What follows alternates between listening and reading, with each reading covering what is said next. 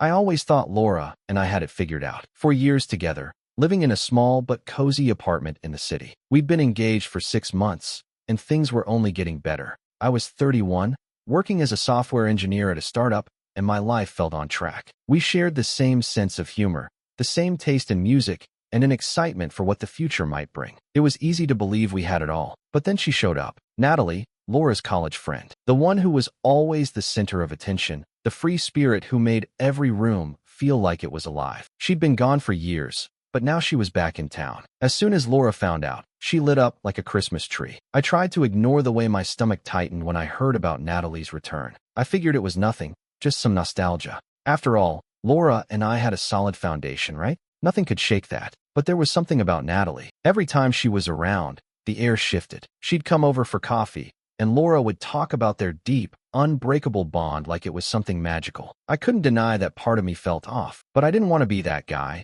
the controlling boyfriend who couldn't handle a little space in his relationship. So I kept my mouth shut. When Laura mentioned they were planning a reunion with a bunch of old friends, I smiled and nodded, even though the idea of Natalie's return unsettled me more than I cared to admit. Laura was excited, more excited than I had seen her in weeks. She kept saying how much she missed those days, the good old college days. I didn't want to kill that joy, so I swallowed the unease building in my chest. "Are you sure it's okay?" Laura asked me once, her eyes wide with that innocent excitement. "Of course," I said. "You should go. I trust you." The words left my mouth, and I regretted them almost immediately. But I didn't take them back. I wanted to be supportive. I had to be. I wasn't insecure. I wasn't going to let a little discomfort ruin everything. Still, I couldn't shake the feeling that something was about to change, and it wasn't going to be good for me. The first shift was small. It started with more texts. Laura would be on her phone, her fingers flying across the screen as I sat beside her on the couch, half watching whatever was on TV. At first, I thought nothing of it, but it became a pattern.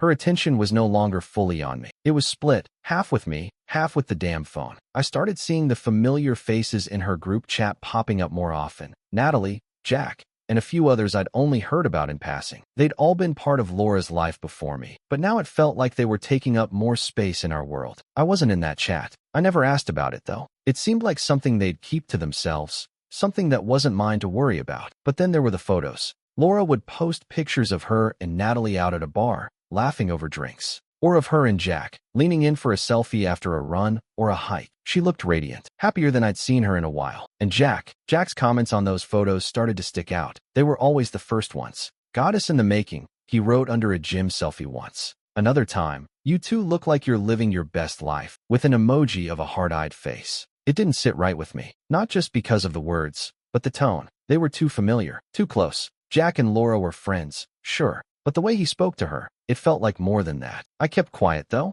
I didn't want to seem like I was overreacting, like I was insecure. But each day, the little things piled up. The group chat buzzed nonstop, and Laura's schedule revolved around them. Natalie had become the leader of the pack. Plans shifted. If we had plans to go out, Laura would change them, saying she had to meet with Natalie or one of her other friends. One Saturday morning, I came out of the shower to find Laura hunched over her phone at the kitchen table. She looked up when I walked in. "Hey, babe, I was thinking of going out with the group tonight. You cool with that?" I hesitated. "Who's all going?" She rattled off names. Everyone except me. Jack, Natalie, a couple of their other friends. I was hoping we could all grab dinner and maybe hit up that karaoke bar later. "You'll have fun," she said, grinning like it was no big deal. I wasn't part of their plans. Not this time. I thought we were going to try that new place tonight. Just the two of us. Laura sighed, that easy smile fading. "Babe, it's just dinner. Don't worry about it. You can join if you want. It's just easier if I let them plan." And that was it. No real explanation. No consideration for how I felt. It felt like a slap, but I didn't say anything. I just nodded, swallowing the bitterness that was starting to settle in my throat. The next few days, I watched her post more pictures.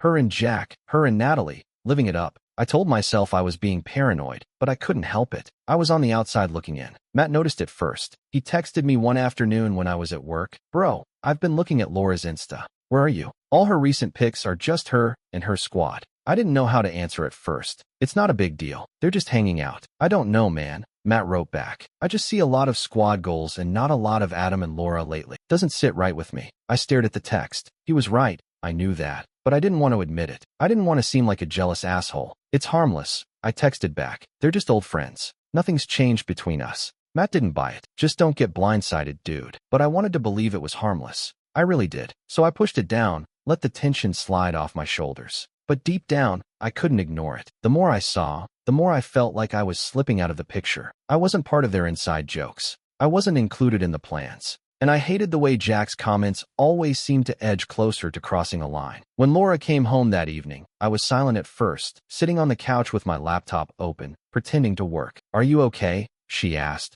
her voice soft, like she could sense something had shifted. I couldn't help myself. "Are you and Jack close?" Laura blinked, a frown knitting her brow. What do you mean? You guys seem close." The words came out sharper than I meant them to, but I couldn't stop them. She sighed, sitting down beside me. "What's this about, Adam? You know Jack, he's just a friend." But it didn't feel like just a friend. Not anymore. "I don't know, Laura. It's just different," I muttered, feeling my chest tighten. "You've been hanging out with them a lot lately. Just because I'm spending time with them doesn't mean anything's wrong," she said, brushing it off like it was nothing. "They've been there for me for a long time. And honestly, you're being weird about this." I hated that she made me feel crazy. It made me second-guess myself. I don't want to be controlling. I just feel out of the loop. Laura stared at me for a moment, then sighed. "You're not out of the loop. You're overthinking it." But I couldn't shake the feeling that something was slipping away. And deep down, I knew she wasn't seeing it. It started with the gym. Laura had never been the fitness type. She'd always been happy with her casual jogs or a walk around the park, but now she was obsessed. She signed up for a membership at one of those fancy, high-end gyms that had all the latest equipment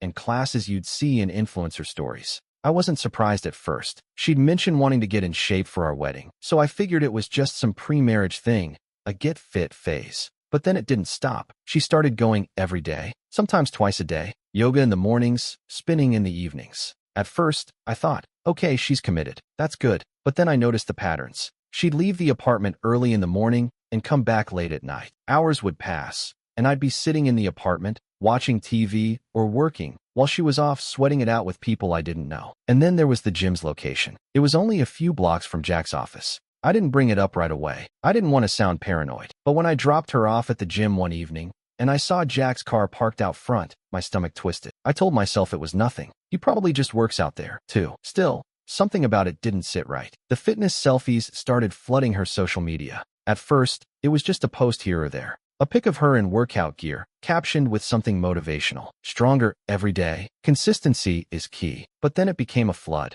Every few hours, there was a new post. New angles, new outfits, different poses. Her feed was completely transformed. It wasn't just her fitness journey anymore. It was a constant show. And Jack, his comments were always the first. Always. The heart-eyed emojis, the looking fire comments, the "you're killing it" stuff that made my skin crawl. She didn't see it. Or maybe she did, but she dismissed it. To her, it was just Jack being Jack. But I couldn't shake it. Every time I saw one of his comments, something in me tightened. It wasn't just the social media. It was the texts. I'd be sitting on the couch, and her phone would buzz. And it was always Jack. Late at night, after the gym, when I was trying to wind down, she'd check her phone, type a quick response, and set it down without a second thought. At first, I figured it was innocent. But then, it started happening more frequently. One evening, I finally asked her about it. We were sitting on the couch, and I couldn't take it anymore. "Hey, Laura, can we talk?" She looked up from her phone. "Sure. What's up? Why are you texting Jack so much?" "It's late." Every night. Her face shifted, and I immediately regretted asking. She sat up straighter. "What are you talking about?" "We're just talking about the gym, Adam." I nodded, but it didn't feel right. "I don't know. It just seems like a lot. More than usual." She rolled her eyes. "You're being controlling, Adam. He's just a friend." "A friend? A friend who's commenting on your posts every day?" I couldn't stop myself now. "You don't see how that looks?" "Jesus," she snapped, her voice tight. "You're overthinking it. You're making something out of nothing." I felt my frustration build, but I forced it down. I didn't want to be the guy who started fights over nothing. "Fine," I muttered. You just what?" She interrupted, her voice sharp. "I'm trying to take care of myself for our wedding. This is a good thing, and you're making it into a problem." I wanted to say more, to press her, but I couldn't find the words. Instead, I just nodded, defeated. But it didn't make me feel any better. The next day, Matt pulled me aside at work. He had that look on his face, the one that said he'd been thinking about something, and he wasn't sure how to say it. "Dude," he started, "how long has it been since you and Laura had a real date night?" I froze, trying to play it off. "What do you mean?" "I mean, like, just the two of you. No friends, no gym, just you guys." I thought back. Weeks? Longer? It felt like forever since we'd just hung out. Just been us. Not us and the whole damn group. "I don't know. It's not a big deal," I said, avoiding his eyes. "Yeah, but you're always saying it's not a big deal. But it is, man. Something's off. I hated the way his words sank in. I'm not gonna make a big deal out of it, I said, hoping I sounded convincing. You're already making it a big deal by not dealing with it. Matt shot back. I looked down at my phone, not wanting to hear any more, but it was like a wave crashing over me. Something wasn't right. Laura wasn't acting like herself anymore. And it wasn't just the gym. It wasn't just Jack. It was everything. Her energy was somewhere else. Our time together was slipping away. Later that night, after another hour of scrolling through her Instagram and seeing Jack's comments, I decided to check her phone while she was in the shower. I wasn't proud of it, but I had to know. The texts were exactly what I feared. Great workout today. Let's grab lunch soon, Jack wrote. Another, you killed it in class tonight. Seriously. She was replying with heart emojis. Thanks. You too. I closed the phone quickly, my pulse racing. This wasn't just about fitness anymore. This was about something else, something I wasn't part of. When Laura came out of the shower, she noticed my tense posture immediately. What's wrong? Nothing, I muttered, forcing a smile. Just tired, I guess. But I wasn't tired. I was pissed, frustrated, and feeling more alone than I had in months. The distance between us had become a chasm, and I wasn't sure how to bridge it. And I was too scared to ask if I even wanted to anymore. Dinner should have been a celebration. I'd been working my ass off for months on a project at work, and I finally got the promotion I'd been pushing for. It wasn't a huge deal to anyone else, but it meant something to me. It felt like a step forward, something to feel good about. But as I sat across from Laura at the restaurant, her face was buried in her phone, her fingers moving with a kind of urgency that made my stomach tighten. She hadn't even looked up when I sat down, too busy scrolling. Laura, hey, I said, trying to get her attention, but she barely acknowledged me. Her thumbs kept moving. I exhaled, holding my frustration in check. Laura, I tried again, more firmly this time. She looked up, finally, offering a distracted smile. Sorry, babe, just catching up with Natalie. She wants to plan something for this weekend. I tried to smile, but it didn't reach my eyes. Yeah, about that. I actually have something to share too. I got the promotion I've been working on. Her eyes flickered to mine, but only for a second. Oh, that's great, Adam. Congrats. Then she turned back to her phone. I felt a lump form in my throat. You're really not going to acknowledge it? I said, keeping my voice low. She frowned. I said congrats, didn't I? I opened my mouth to say something, but I couldn't get the words out. She was already typing again. The waiter arrived, and I ordered something to take my mind off things, but I could hardly focus on the menu. Then, in the middle of my thoughts, Laura's phone buzzed again, and she answered it without hesitation. Hey, Natalie, she said into the phone, her tone suddenly lighter. I was just telling Adam about our weekend plans. She got up from the table and walked outside to chat, leaving me sitting there alone. My pulse raced, and I couldn't help but feel a rush of anger. I didn't want to feel like this. I didn't want to be that guy, the one who freaked out over something small. But it wasn't small. When she came back, she didn't sit down immediately. She hovered by the edge of the table, her phone still in hand, grinning like she'd just gotten the best news. So,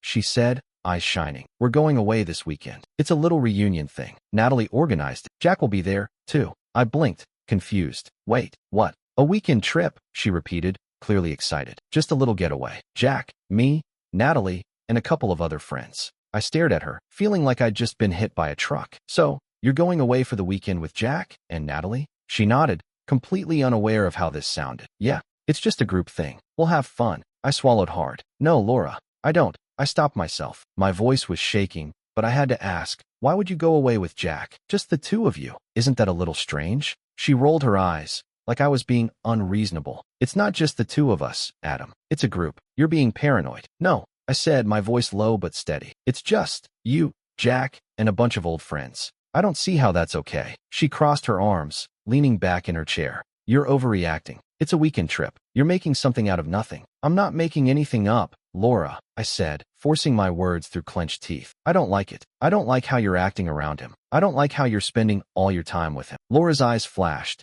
and she leaned forward. Oh, so now I can't spend time with my friends? Now I can't go on a trip because you're insecure? I felt my chest tighten. It's not about insecurity. It's about respect. I don't feel respected, Laura. And it's not just this trip. It's everything. The gym, the selfies, the texts at all hours of the night. It's all too much. She narrowed her eyes, her lips tightening. I'm not doing anything wrong. I'm not going to apologize for having a life outside of you, Adam. The tension hung in the air, thick and suffocating. I don't want you going, I said, my voice firm, desperate to make her understand. Not with Jack. Not with any of them. Wow, Laura said, her voice dripping with sarcasm. Now you're telling me what I can and can't do. You're really pulling the controlling card now, aren't you? My heart pounded, but I wasn't backing down. I couldn't. Not anymore. If you go, Laura, the engagement is off. I mean it. She stood up abruptly, her chair scraping loudly against the floor. You're unbelievable. You're seriously threatening our future over this? I stood up too, feeling the heat of anger in my face. You're the one who's been ignoring me for weeks. You're the one who's been disrespecting everything we've built. Laura's face flushed with anger, her eyes filled with a mix of hurt and rage. Fine, maybe I need some space to figure things out. This isn't working, Adam. Maybe we shouldn't be engaged. She turned on her heel, her heels clicking sharply as she stormed out of the restaurant, leaving me standing there, frozen. I stared at the empty chair across from me, my chest hollow, my stomach a pit of confusion and pain. It was over, just like that. I didn't know what had just happened, but I knew one thing. Things were never going to be the same. I woke up the next morning in an empty bed. It took a few seconds for my brain to catch up, but when it did, the weight hit me all at once. Laura was gone. There was no note, no explanation, just a bag packed and a door closed behind her. The apartment felt cold, too quiet. I rubbed my face, trying to shake off the haze in my head, but the silence made it worse. I couldn't believe it, couldn't believe that last night was real, but it was. I had a presentation at work that morning, a big one, the kind you can't afford to screw up. But sitting at the kitchen table, staring at my laptop, I couldn't focus. Every time I tried to concentrate on the numbers, the slides, all I could think about was Laura. Was she okay? Was she even thinking about me? A text buzzed on my phone. It was from her. You ruined everything. I stared at the screen, waiting for more, but that was it. Just those 5 words. Another message came through seconds later. You're controlling. You'll never change. Then another. I'm choosing myself. I can't keep sacrificing for this. It hit me like a punch in the gut. My thumb hovered over the phone, wanting to reply, wanting to defend myself, but I stopped myself. I knew what this was. It was her twisting everything, making me the villain because she couldn't admit the truth. I opened Instagram to check her account. Sure enough, there it was, a cryptic post. A photo of a sunset with the caption, "Finding myself. I deserve happiness. #choosing." My stomach dropped. I didn't know if she was trying to make me feel guilty or if she actually believed the story she was telling herself. Either way, it didn't matter. I closed the app and stared at my phone. I wasn't doing this anymore. I wasn't letting her take control of this situation. I opened Facebook and changed my relationship status to single. My thumb hovered over the wedding plans next. I hit cancel and watched as everything we had been building for the past 4 years disappeared with a couple of clicks. The weight on my chest didn't lift, though. It felt like it was getting heavier. I picked up the phone again and called my lawyer. I need to make the eviction official, I said. My voice was steady, but inside, it felt like a war was raging. I want it done. I don't care what it takes. I could hear him shuffling papers on the other end. We'll get started on it today. You want her out by the end of the month? End of the week, I said, surprising myself with how firm I was. I wasn't going to wait. After hanging up, I just sat there for a minute. The finality of it all was sinking in. There was no going back now. My phone buzzed again. It was Matt. I hadn't heard from him since the night of the argument, but I knew he'd been waiting for me to call him. He'd been watching everything unfold from the outside, and now he was checking in. Hey man, you all right? His voice was gentle, but I could hear the concern. I almost told him I was fine, that it was just a rough patch, but I stopped myself. No, Matt, I'm not all right. I'm done. There was a pause on the other end. You sure? I rubbed my hand over my face. I'm done. I've been holding on to something that wasn't real. She's gone, and I need to move forward. I don't care about the fallout anymore. Jesus, dude, that's heavy. I know. I swallowed, the words tasting bitter in my mouth. I never thought I'd get here, but I'm done trying to fix something that was already broken. You need anything? You need me to come over? No, I said, shaking my head even though he couldn't see me. I'm good. I've got some stuff to take care of, but thanks. I ended the call and sat there, letting the silence settle in again. The apartment was still too quiet, but it wasn't just the apartment that felt empty. It was me. The person I thought I knew, had trusted, was gone, and now I was left to pick up the pieces. The eviction notice would be sent. Laura wouldn't be coming back. I was setting the boundaries now, no matter the cost. This wasn't about love anymore. It was about survival. The work presentation was still sitting there, untouched. I had to focus, had to push through the numbness, so I went back to my laptop. The slides blurred for a moment, but I forced myself to move forward. There was no more room for excuses. For the first time in a long time, I felt like I was taking control of something. Even if it was just the smallest piece of my life, it was mine again. The call with Laura's parents came later that evening. It was a slow burn in my gut all day, knowing I had to explain everything. I hadn't talked to them in weeks, since before all the chaos. I could already imagine how they'd react, especially her dad. He was always protective of Laura, maybe too protective at times, but I didn't want to fight. I didn't want to blame her outright. I just needed to lay the facts down. I took a deep breath and dialed her dad's number. Hello, He sounded as gruff as ever, but there was a tension underneath his voice. "Hey, Mr. Hawkins. It's Adam." There was a slight pause before he answered. "Adam, what's going on? Everything okay?" I wanted to lie and say everything was fine, that I was just calling to check in. But I knew I had to get to the point. "Actually, no, things aren't okay. I need to talk to you about Laura." I could hear him shifting on the other end, his tone getting more serious. "What happened? Is she okay?" "She's fine," I said, my voice steady but firm. "But things between us are over. We broke up." There was a long silence. Then, finally, "What? Why?" I exhaled slowly. "I don't want to get into everything, but the short version is that she was planning a trip with Jack, and it was a weekend getaway. Just them and a bunch of old college friends. I told her I wasn't comfortable with it, and she blew me off. There's been a lot of other stuff, too. Texts at night, all the time spent with him, the way she dismissed me. She didn't respect my boundaries. And honestly, after everything that happened, I couldn't keep pretending it wasn't a problem. Her dad didn't speak right away, but I could hear his breathing grow heavy. "Are you telling me she went off with that kid again?" "Jack." "Yeah," I said, trying to keep my emotions in check. It was the last straw. I couldn't take being disrespected like that anymore. There was another pause, this one longer, and I could tell he was processing it all. Then he spoke, his voice sharper. "I'll be damned." He let out a frustrated sigh.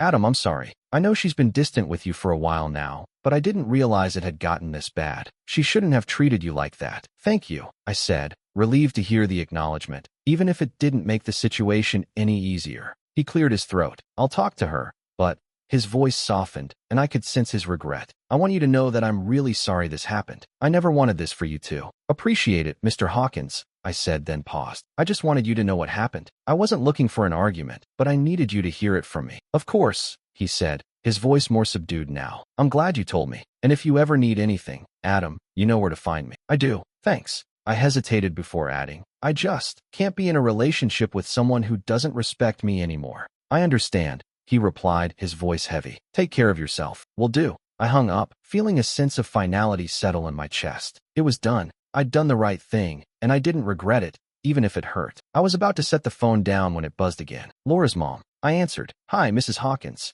"Adam." Her voice cracked slightly, and I could tell she was upset. "I'm so sorry. I didn't know things had gotten this bad. I know she's been distracted lately, but I didn't realize it was like this. I wish I could have done something sooner." "Mrs. Hawkins, it's not your fault," I said, my voice calm, though I felt the weight of it all. "Laura is an adult. She made her choices, and I had to make mine. We're not right for each other anymore." "I just don't understand," she said softly, her voice tight. "You two seem so happy. What happened?" "I don't know," I said, looking out the window. "But when someone doesn't listen to you, when they don't respect you, it's not love anymore." And I couldn't keep pretending like it was. "I know you loved her," she said, "and I know she loved you too. But I guess sometimes love just isn't enough." I didn't have the energy to argue with her. She wasn't wrong. "Yeah," I muttered. "I guess." We talked a little more, but it wasn't much. She was upset, but there was a quiet acceptance in her voice, like she knew it was over even though she didn't want to admit it. After the call ended, I sat in silence, letting it all settle. It wasn't just Laura I was grieving. It was the future we'd built together, the plans that had evaporated overnight. But as I sat there, I felt something shift inside me. I wasn't angry anymore. I wasn't lost. I had made the choice, and I had to stand by it. I spent the rest of the evening in peace. I worked on my presentation, knowing I was finally in control of my own life again. The weight of the relationship, of everything that had come before, was gone, and even though it hurt, I felt free. I could finally breathe. When I finished, I leaned back in my chair, looking out the window. I was done with the past, ready to move forward. My career, my life, my happiness, they were mine now. I was no longer tied to someone who couldn't see me for who I was. And that, in its own way, was a relief. The next few weeks were a blur. I threw myself into work, using it as a way to fill the space left by everything else. I'd spent so much time focused on my relationship with Laura, on fixing things that were beyond repair, that I'd forgotten what it felt like to just work for myself. The promotion I'd been aiming for, the one that had felt so far away a few months ago, came through. It wasn't a huge step up, but it was enough to give me a sense of accomplishment. It felt like a win, like I was moving forward instead of just standing still, waiting for something to change. I started paying more attention to my own life, not just the project deadlines or the next thing I had to do. I spent more time at the gym, not because I was trying to reinvent myself, but because it felt good. It gave me something to focus on that wasn't tied to Laura or the mess we'd left behind. And then there was Sarah. I met her at the gym a few weeks after the breakup. She was in one of my classes, and we started talking after one of the sessions. She was grounded, easy to talk to, and unlike anyone I'd met in a while. She didn't come with baggage, didn't play games. We'd run into each other a couple of times in the locker room, exchanged a few texts, and ended up grabbing coffee one Saturday morning. It was nothing serious, just a casual hangout, but it felt good. I hadn't realized how much I'd missed the simple act of talking to someone without all the drama. We went on a few more dates, nothing too intense. A drink here, a dinner there. Each time, I felt a little more at ease, a little more like myself again. Sarah was cool, normal, no emotional roller coasters, no ghosting. We'd talk about everything from work to music to stupid things we saw on the street. It was refreshing, but I won't lie, there was guilt too. I wasn't in a rush to get serious, but every time I enjoyed myself with Sarah, I felt a little bad, like I shouldn't be moving on so quickly. I wasn't looking for a rebound, but sometimes it was hard to shake the feeling that I was somehow betraying what I had with Laura. Then, of course, there was Laura. She didn't leave quietly. I saw her posts all over social media, photos of herself, smiling, traveling, doing yoga at sunrise, claiming her freedom. The captions were all about empowerment and self-love. I didn't know if she was trying to convince herself or everyone else. I used to care. I used to feel guilty, maybe even jealous. But now, I just didn't feel anything. It wasn't that I hated her. I didn't. But I was done. I'd taken down the pictures of us together on my own social media, changed my status to single, and blocked her on everything. Her posts didn't affect me anymore. I told myself it was to protect my peace, but deep down, I knew I was finally starting to heal. One night, as I scrolled through my phone, I saw that Laura had posted another cryptic update. This time, it was a picture of her at the beach, looking out at the ocean, captioned with, "No more looking back. The past is gone, and I'm moving forward." A part of me almost felt sorry for her, but then I realized that wasn't my problem anymore. I was tired of the constant drama, the back and forth, the emotional manipulation. I wasn't angry at her anymore. I was just done. Sarah and I were talking more often, and each conversation made me realize how much I'd been starved for genuine connection. I hadn't even realized how much Laura's behavior had drained me. I felt like I'd been holding my breath for years, and now I could finally exhale. Things with Sarah stayed light. We had fun, but I wasn't in any rush. I wasn't looking for anything heavy. I just wanted to enjoy myself for once, without feeling like I had to be something I wasn't. As the days passed, I stopped checking Laura's social media altogether.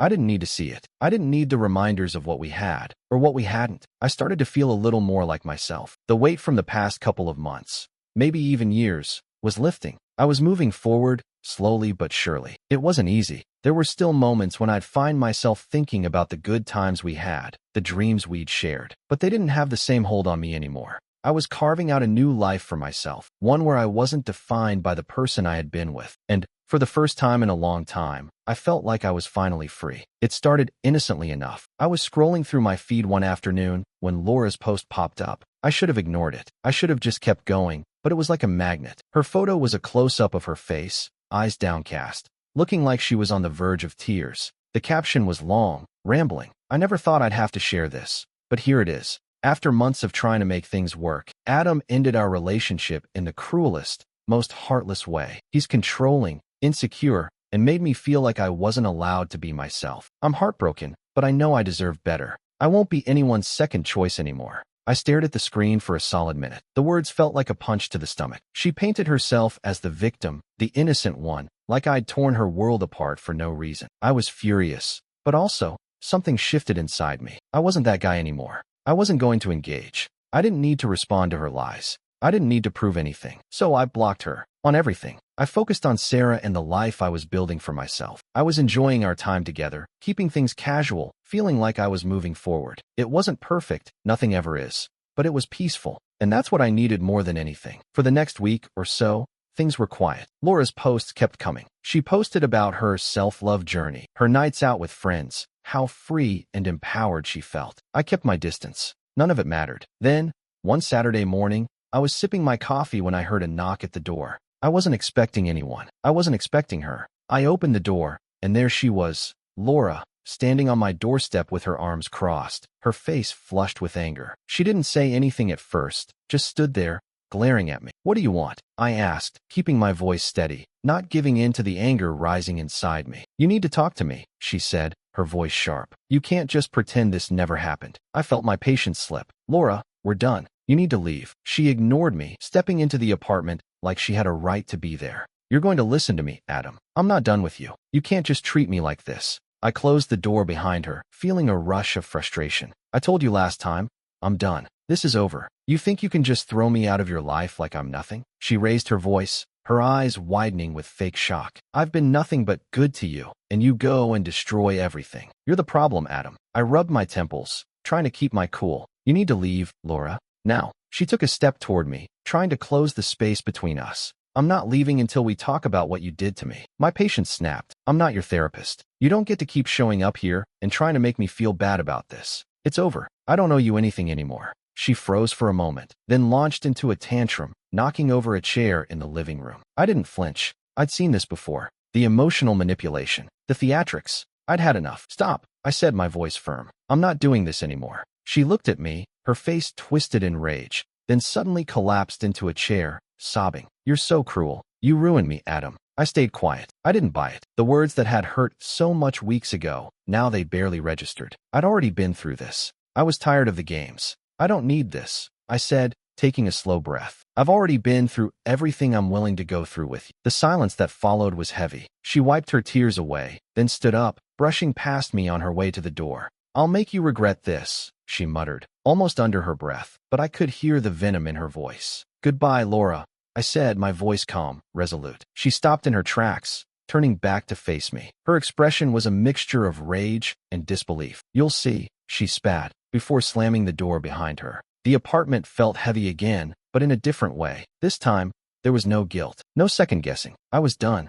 I took a deep breath, feeling the tension in my shoulders start to ease. I'd handled it. I'd stayed strong, calm. I wasn't going to let her manipulate me anymore. A few hours later, I sat down at my desk and pulled up the documents my lawyer had sent over. I had the eviction notice ready. It wasn't something I wanted to do, but it was necessary. Laura needed to go. I signed the papers and sent them off. There was no turning back now. As I leaned back in my chair, I felt a sense of clarity I hadn't felt in a long time. I had put boundaries in place, and I was holding firm. No more games, no more drama. The hardest part was over. I wasn't going to let her control this part of my life anymore. I was free. It was late afternoon when she showed up again. I'd just finished a call with a client and was about to sit down for a quick dinner when I heard the knock at the door. At first, I thought it might be the delivery guy, but when I opened it, there she was, Laura, standing in front of me like nothing had changed. Her eyes were red, and her voice was shaky. We need to talk. I could feel the tension in my chest immediately. The air in the room went cold. No, Laura, I said,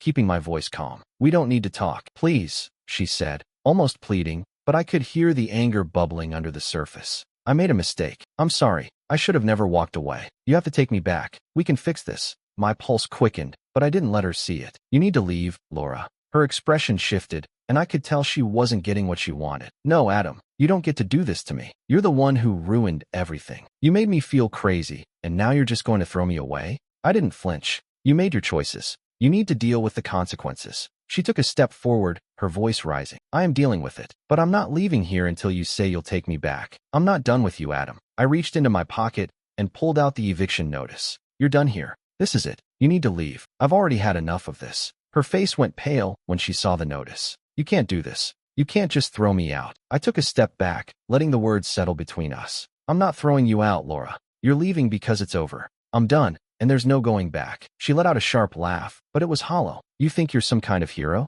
Some big man who gets to control everything? You think I'm just gonna let you walk away from me like this? I didn't say anything. I didn't have to. Laura's voice started to shake. You're cold. You're heartless. You'll regret this. You'll never find someone who loves you like I did. She was trying to push every button, trying to get a reaction. I could see the tears welling in her eyes, but they didn't move me. I didn't feel the weight of it anymore. Laura, I said, my voice as steady as I could make it. I'm not going to regret this. I don't want you in my life anymore. She stared at me for a long time, like she couldn't process it. Then, without another word, she turned on her heel and stormed out. I heard her mutter something under her breath as she went down the hallway, but I didn't catch the words. The sound of the door slamming behind her was the only thing that mattered now. I didn't feel relief at first. It was like a knot in my stomach that hadn't quite unraveled. But as I stood there, looking at the empty apartment, something started to shift. I was free, completely. I went back to the couch, exhaled, and ran a hand through my hair. For the first time in a long time, I felt peace. Real peace. My phone buzzed, and I saw a message from Sarah. It was simple. Hey, are you still up for dinner? I've been thinking about you all day. I smiled to myself. I was ready for this. ready for something new, ready to move forward. I grabbed my jacket, checked myself in the mirror, and headed out the door. As I walked down the hallway, I thought about the future, about where my life was headed now. I'd left the past behind. There was no more looking back. I was finally moving forward.